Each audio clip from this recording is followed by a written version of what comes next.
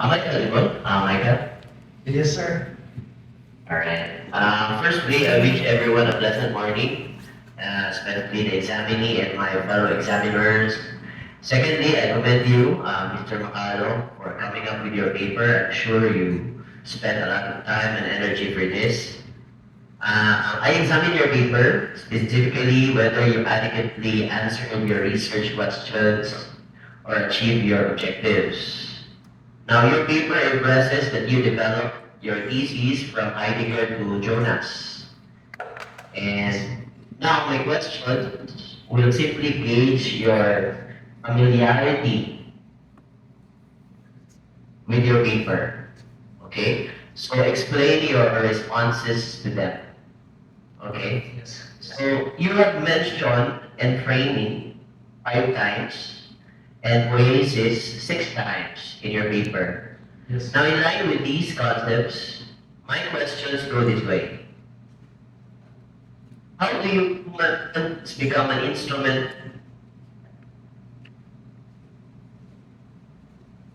of modern ordering of nature and merely a part of the standing reserve? Yet, how does art as a technique save humans from the dangers of technology? I'm going to repeat the questions again. Yes, sir. Yes, sir. How do humans become an instrument of technology from being used for the ordering of nature and merely a part of the standing reserve? Yet, how does art as a technique save humans from the dangers of technology? Thank you. You will now respond to that. Yes, sir. Um,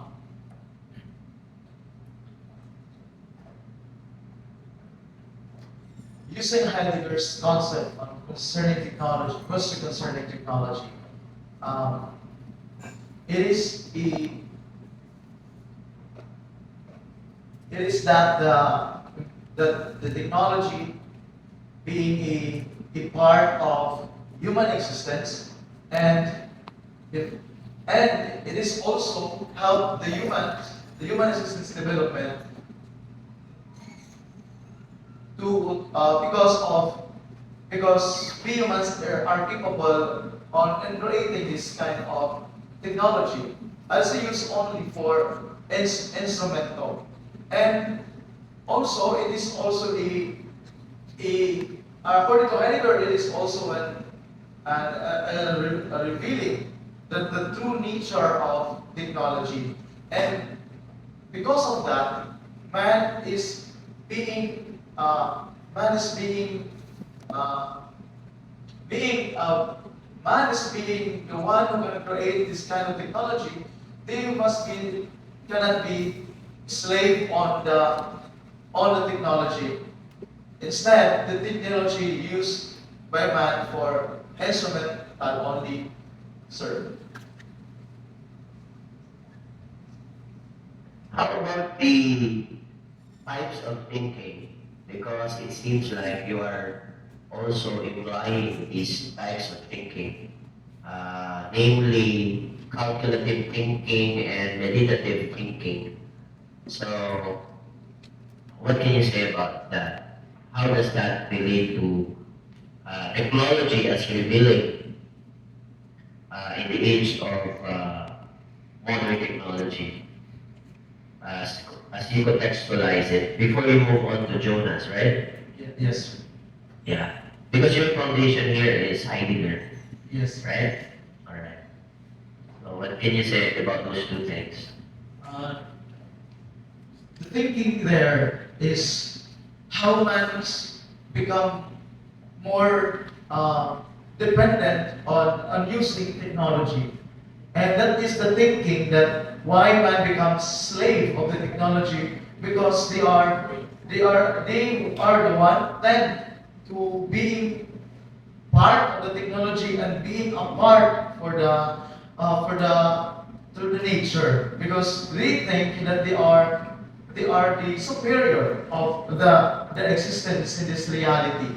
However, in my claim, we are not being a part of the nature and being a part of technology, but being considered to be considered that this kind of two concept, nature and technology, being part of human existence to the existential development of human. And the second thing, thinking is that why should we become a dependent on technology if I can be a superior on it? I will not become a slave on the technology. That is why the other thinking should be used that I can do that the technology cannot. So that is why in my paper, towards the Hans Jonas, it must have the ethical responsibility on it using technology. Sir. Because it seems like Heidegger is very particular about trying to ask the question. And asking the question is basically thinking. I've read some of his previous works before, and that seems to be implied in this work of Heidegger titled Question Concerning Technology, right? So it seems like he was very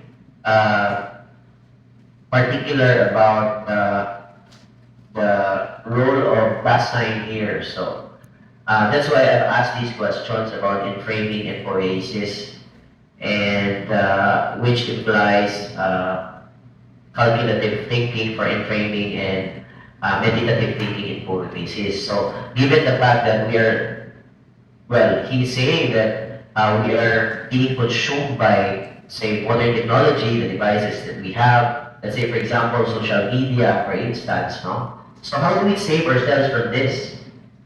Like, well, in other subjects, this is also being discussed, right? So it's very clear that the dangers of technology, right? So how do we save ourselves from this? We cannot impose thinking on other people, right? Yes. And how do we save ourselves given the fact that we cannot think for other people, and then here comes these distinctions that he is making and framing poiesis, calculative and meditative thinking. I just want to hear from you how Heidegger wants us to position ourselves in the face of the dangers of modern technology, which appears to be prophetic, no, in his work.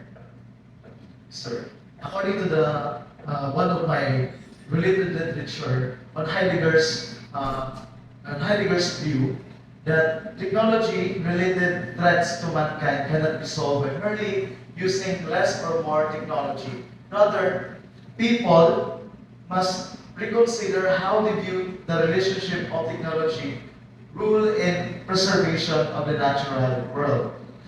In addition, it also argued by Heidegger that technology is not either good or bad. However, the main problem is that the thinking of man on technology as views the essence of technology as presented, just that what is the nature is just a standing reserve. So everything in this using technology, everything that in nature should not be, or even in man, it cannot be a standing reserve for the sake that we are slave of technology. And technology in this modern era, this technological world, become more somehow problematic towards the people who are exposed on technology. And that is why technology become more powerful than human. And without realizing that human become more, less under by technology.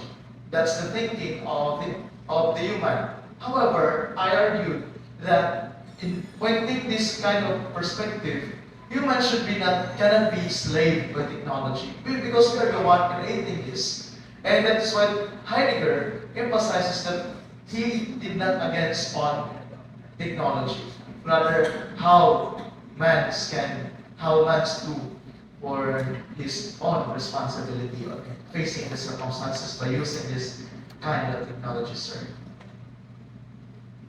All right, I think I will end there. Thank you, Michael, for responding to my questions. I enjoyed reading your paper, and I hope you're able to develop this and perhaps publish this sooner or later. Thank you. Thank you, sir. So we thank Michael Macalong for the Heidegger and Hans Jonas intermingling of ideas. No? Okay, so thank you very much.